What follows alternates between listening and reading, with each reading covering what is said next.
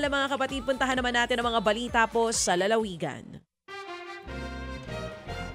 Patuloy pa rin ang mataas na aktibidad ng Bulkang Kanlaon. Sa tala po ng PHIVOLCS, nagkaroon ng 32 volcanic earthquake sa bulkan. Nagbuga rin ito ng 8,600 tonelada ng sulfur dioxide at asupre.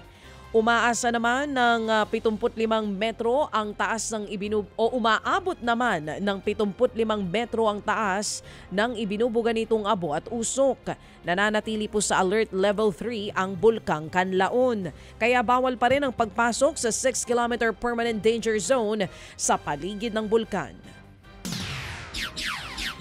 Arestado naman ang isang lasing na lalaking nanaksak ng mga alagang aso at manok sa Cebu City.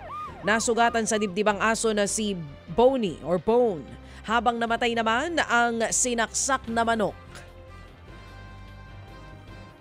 Ayon sa suspect na si Benji Padasa, sinabol at muntik na siyang kagatin ng aso ng kanyang kapitbahay, kaya niya ito nasaksak gamit nga daw po ang ice pick. Nagalit din daw siya sa manok matapos siyang madapa sa tali naman ito.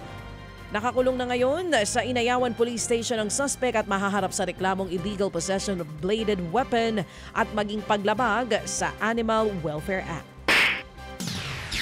Arestado ang isang lalaki matapos naman manuntok ng babaeng nag-aabang lamang po ng masasakyang jeep sa Mandaue City, Cebu.